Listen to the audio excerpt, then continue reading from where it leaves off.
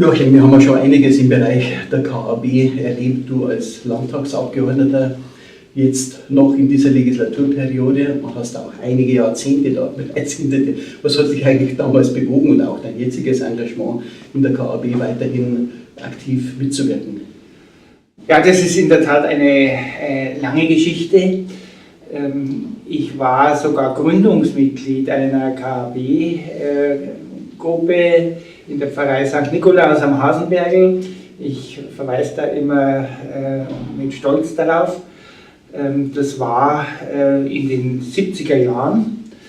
Damals war ich schon politisch aktiv und ich war schon immer ein bisschen sozial angehaucht, habe die sozialen Themen auch vom Umfeld des Hasenbergls her natürlich noch einmal besonders inspiriert, und da war für mich klar, nachdem ich ein gläubiger und auch praktizierender Katholik eigentlich seit meiner Jugend immer gewesen bin, auch klar, dass ich dann in die mir vertraute KAB einsteige, und nachdem es in der Pfarrei, wo ich damals rausgekommen bin sozusagen, also am Hasenbergl, hier keine gegeben hat, habe ich gedacht, da muss man eine gründen.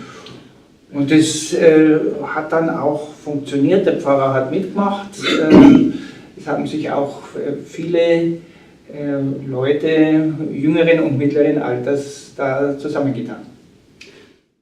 Also wenn ich selbst so zurückdenke, was da bei mir immer ausschlaggebend war, das war immer die, was große Gemeinsamkeit ist, also im Endeffekt sozusagen das Motivierende aus der christlichen Botschaft heraus, zu sagen, wo sind denn eigentlich diejenigen, die mehr oder weniger auch die Benachteiligungen in unserer Gesellschaft erleben.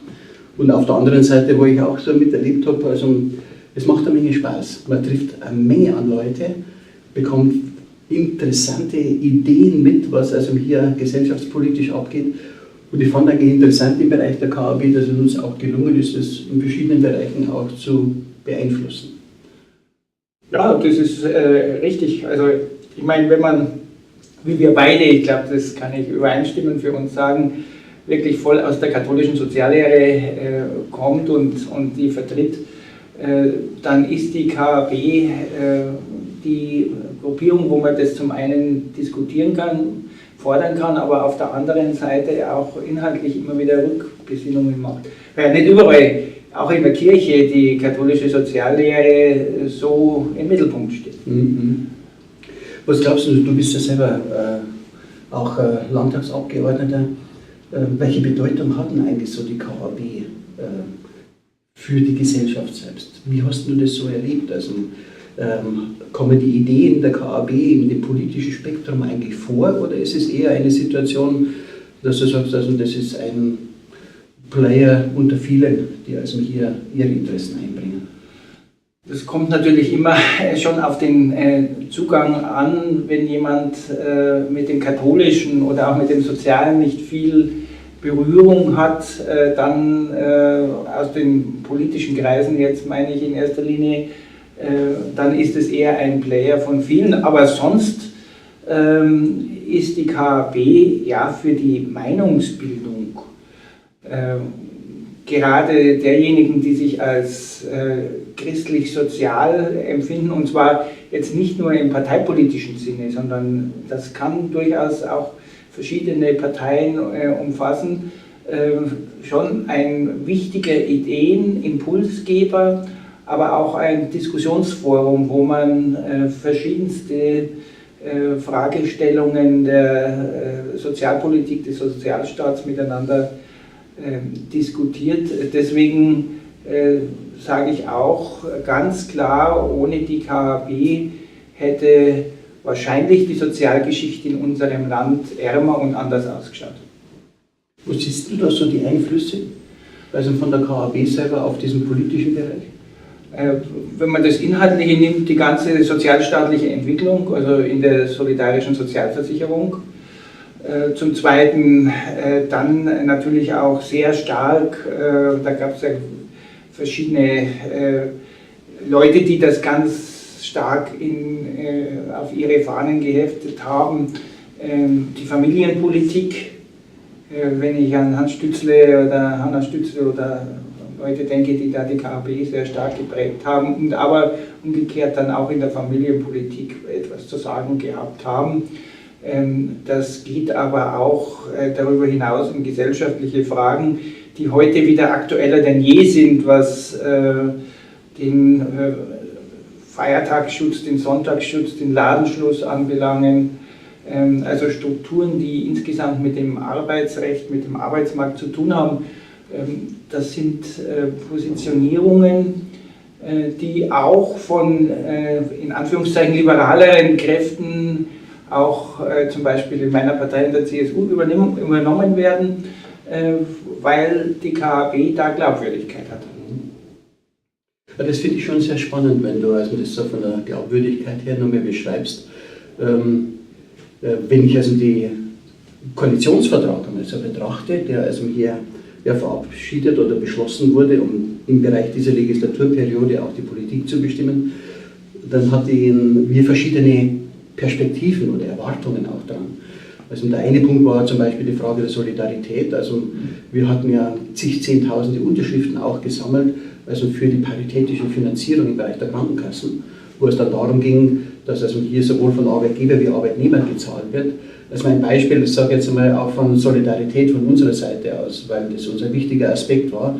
Hier war in der Vorgängerregierung der CDU ja dies aufgehoben worden, also da haben wir schon einmal insistiert, was uns da bedeutsam ist in der Sache.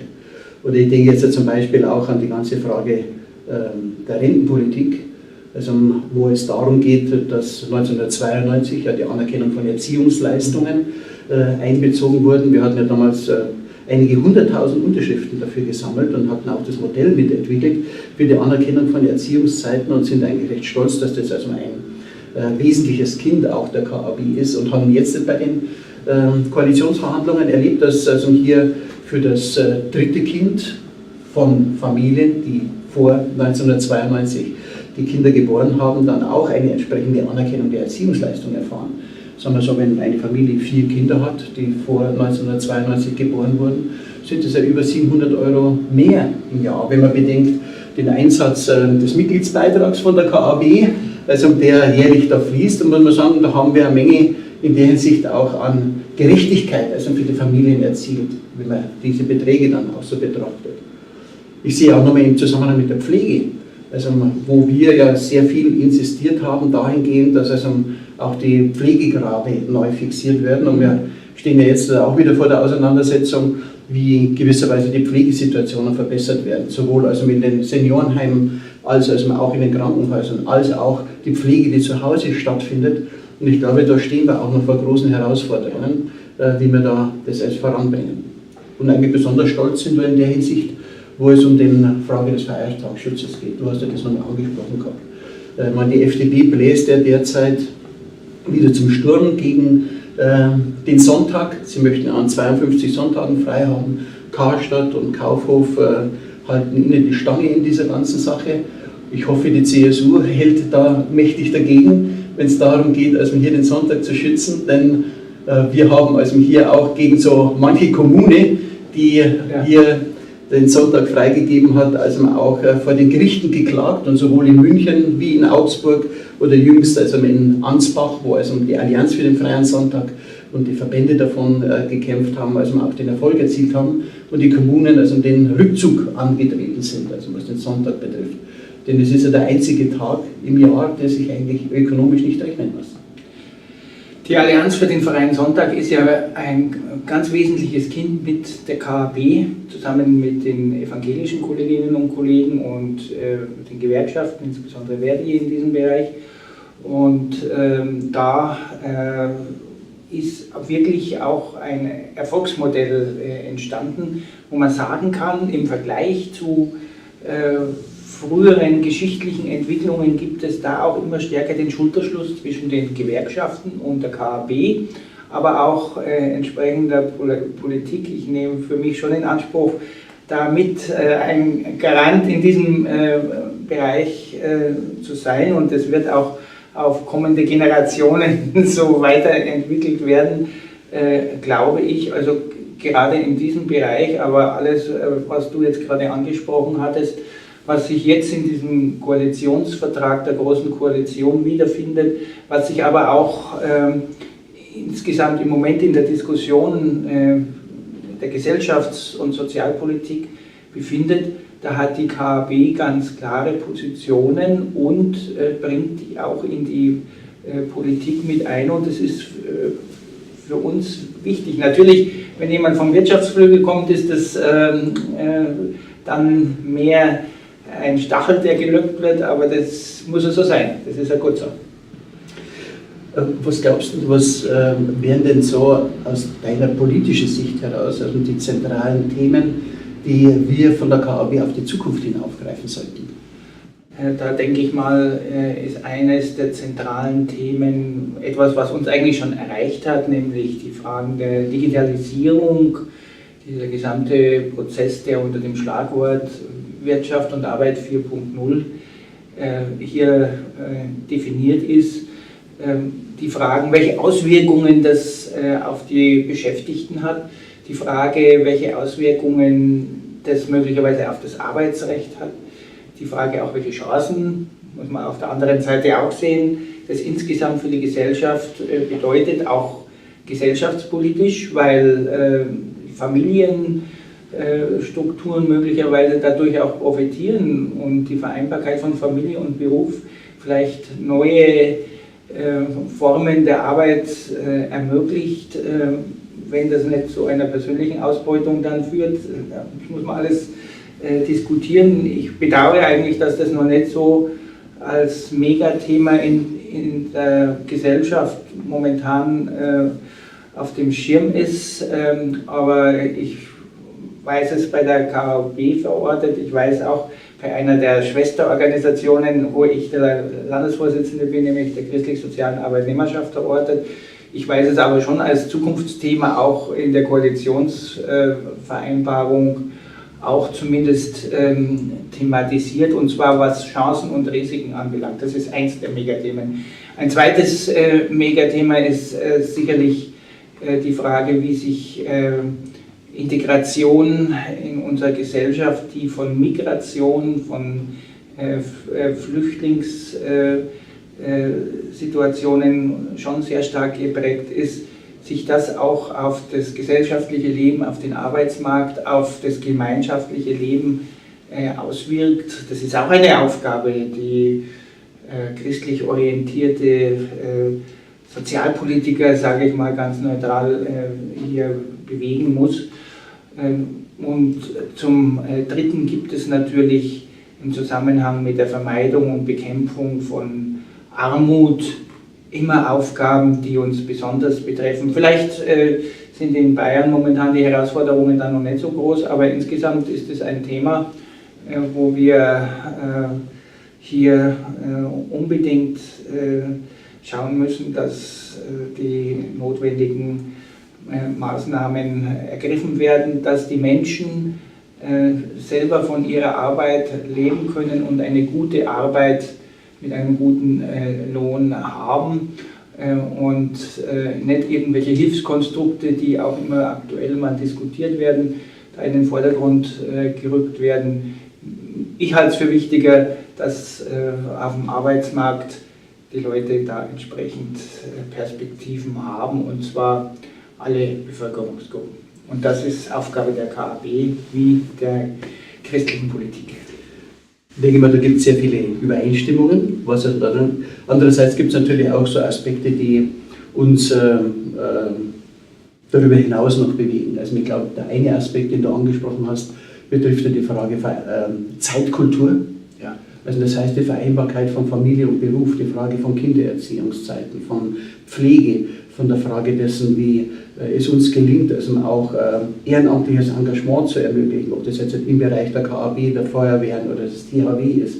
Die Frage dessen, wie also auf die Lebenszeit hin, also auch Bildungszeiten mit einbezogen werden, um also in gewisser Weise die Zeit nicht also den Konzernen zu überlassen, die im Grunde entscheiden darüber, inwieweit die Menschen also für ihre Arbeit eingesetzt werden oder ausgesondert werden. Aber ich glaube auch einen zweiten Punkt, der natürlich ein Stachel bei uns im Zusammenhang der politischen Aktivität steht, ist ja die Frage dessen der Vermögensverteilung. in unserer Gesellschaft. Du hast angesprochen die Frage von Armut. Also uns ist eigentlich schon etwas abgegangen als mit dem Koalitionsvertrag, dass also hier in der Frage der Verteilungsgerechtigkeit eigentlich zu wenig zu finden ist. Da hätten wir uns etwas mehr erwartet oder mehr erwünscht. Und so ein dritter Teil ist, glaube ich, schon auch für uns eine große Bedeutung, das ist die Frage, wie also die Gemeinschaft zusammenwächst. Also wir erleben derzeit eine massive Spaltung im Bereich der Gesellschaft. Und wir erwarten eigentlich von der politischen Seite her, dass sie also in der Hinsicht intensiv in dieser Frage einsteigt. Und wir erleben das, wenn es darum geht, ehrenamtliches Engagement zu fördern, in gleicher Weise wie Flüchtlinge zu integrieren, in gleicher Weise wie es uns gelingt, also auch Menschen zusammenzuführen, dass also eine starke Individualisierung voranschreitet und aus der Begründung heraus das ein wichtiger Aspekt ist. Also gerade den letzten Punkt teile ich vollständig und ich glaube auch insgesamt, dass wir hinsichtlich der Vermögensverteilung, weil das angesprochen worden ist, neben der Diskussion, ob da steuerlich irgendetwas gestaltbar ist, eine alte gemeinsame Forderung der katholisch-sozialen Politik, sage ich mal, nämlich die Vermögensbildung in Arbeitnehmerhand, eigentlich schon wieder Konjunktur erhalten sollte. Ich habe das in meinem Hut als Landesvorsitzender des Landeskomitees der Katholiken auch thematisiert, was hier eine Renaissance auch dieses Themas anbelangt. Und ich glaube, das muss stärker wieder ins Bewusstsein kommen. Da wiegeln sehr viele ab, auch von gewerkschaftlicher Seite, auch von Arbeitgeberseite, auch von gesellschaftlicher Seite. Aber das Thema aus Gerechtigkeitsgründen, die Arbeitnehmer am Produktivvermögen und am Gewinn zu beteiligen, ist eine mehr als gerechte Forderung, die wieder Konjunktur hat. Joachim, danke schön für das Gespräch. War interessant, das mitzubekommen. Ganz meinerseits. Das empfindest. Vielen Dank.